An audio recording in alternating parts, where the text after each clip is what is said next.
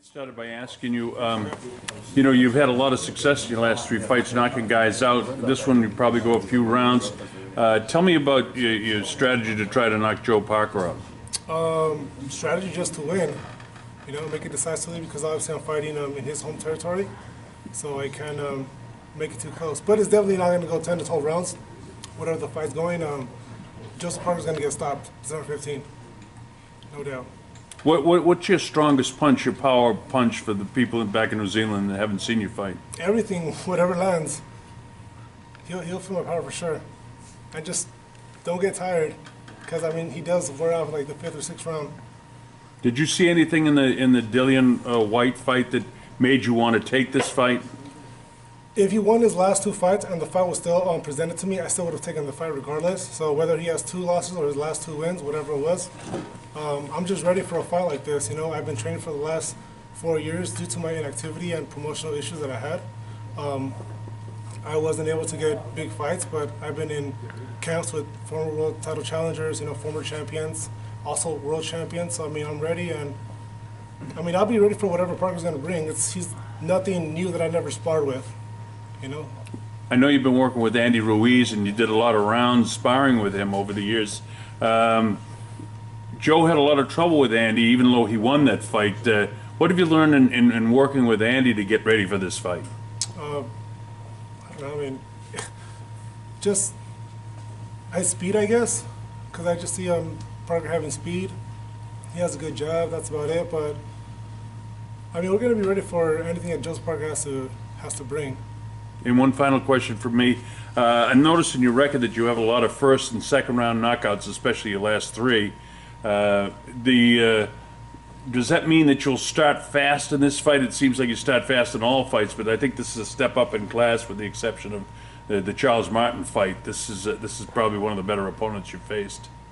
I mean, if the knockout comes in the 1st round, then it comes in the 1st round. But like I said, it's like we're ready for 12 rounds or 10, whatever the fight is.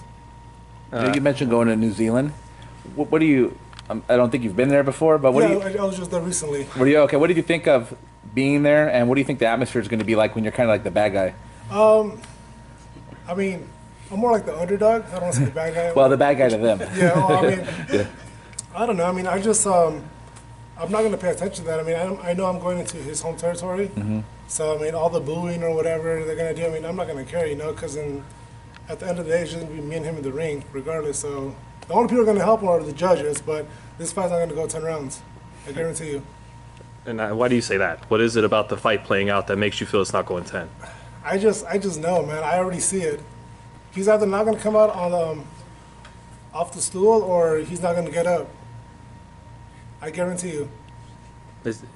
Is it that you're questioning his desire, that he won't reach down as deep as you at some point in the fight based on something you've seen? Or? Yeah, it can be that. But I've seen a lot of flaws. I can tell you one thing for sure, he does get tired. I mean, the fight with Dillian White, how are you a world champion and look sloppy and tired like that? I mean, that's just my opinion. You know, I mean, he should be looking fresh off the 1st round to like the last round. But I mean, I'm just hoping he's getting up and doing his running. But just the fact that he went the distance with him and with Anthony Joshua, yeah. I mean, it seems like you may have to go more rounds than maybe it sounds like. I mean, not that you know everyone's different, but yeah, you know what I mean. But I'm going to be ready for those 12 rounds or the 10, whatever it is. I mean, obviously we trained for that fight. I never fought those rounds before, but that's what we prepare for fights like that. And if it goes 12 rounds, then it goes 12 rounds. And a win over someone like Joseph Parker will put you in the mix for, I mean, really big fights at world titles after. Exactly. I mean, I have my dreams too. I want to become the first Mexican-American heavyweight champion of the world. So, I mean, the guy in front of that is Joseph Parker. And I will, December 15, beat him. And Alexander, you know, you're 28 years old, can punch, good record. Why do you think they chose you as a fight to come back to? To be honest, I think they're underestimating me, which I hope they're not, because I don't want to hear any excuses once I beat them.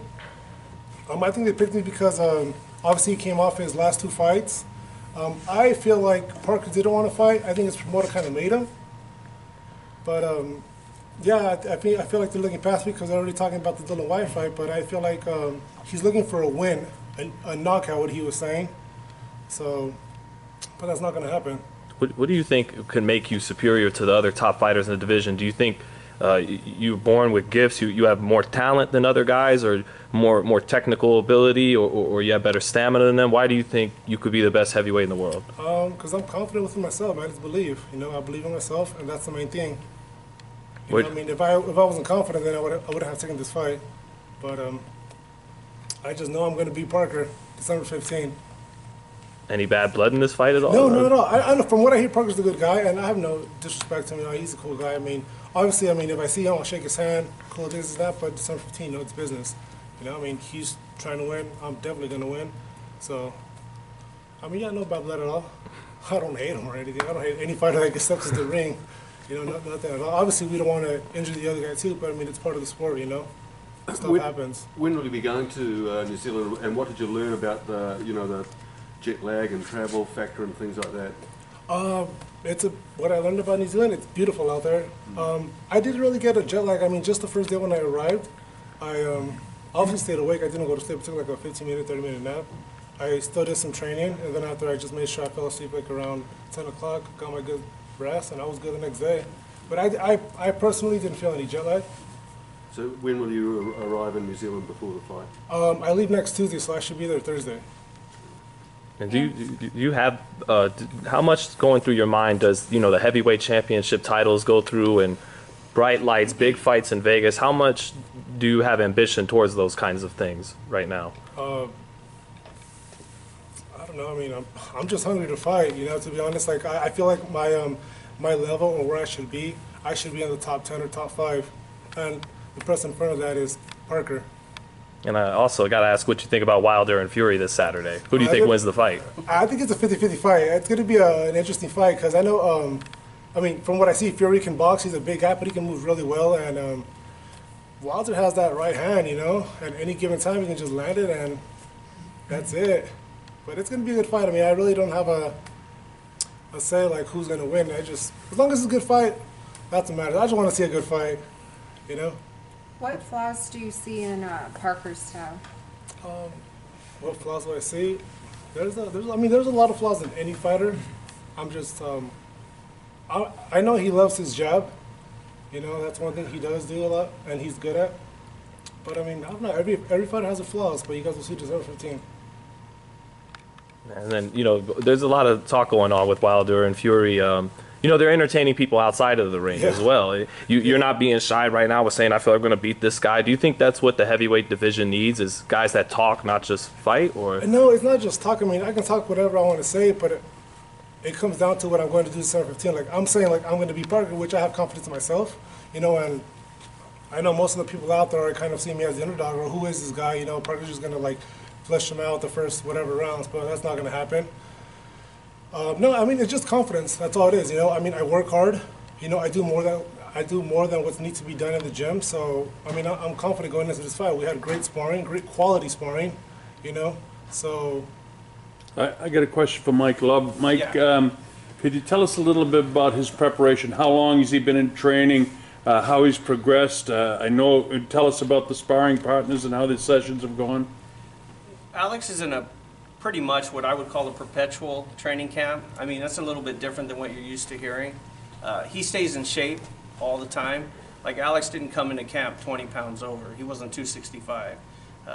So for the most part, he stays in shape. Even outside of where he's back at home, it's still one cheat meal a week. He doesn't splurge. He doesn't do those things. He's very committed to what he's doing inside and outside of camp.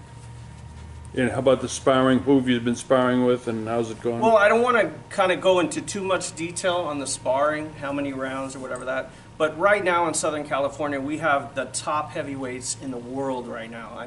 Everyone is there. I don't know who's out here, but I know down there, legends, all around. We're 40 miles from Big Bear. We have everybody at our fingertips. That's my answer to your question, basically. I can't tell you who, how many, but we've been with the top guys in the world right now. Well, we know he worked with Ruiz. We know he worked with Brazil. We heard Charles Martin as well. Yeah, You're a I tough can't give, case, I Mike. can't give you any more information. I mean, honestly, Alex will spar anybody that decides they want to do it. You know, because everyone has a different dynamic. Everyone brings something different. Some guys are great at the jab. Some guys are good for, you know, they're just tough, and they'll hang in there. So, you know, you pick a little of everyone. You know, you want to see a little of everyone, the dynamics of every fighter. Everybody has something different.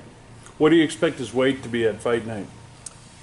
You know, like Give I or take a said, he few. doesn't fluctuate his weight. He stays in shape. The guy's he's a gym fanatic. So, I mean, he's about 233, 235 right now. I mean, when he's not preparing for a fight, I mean, he's maybe 5 I to got 7 you. pounds more. He doesn't play around with his weight. He's very serious and professional about what he's doing.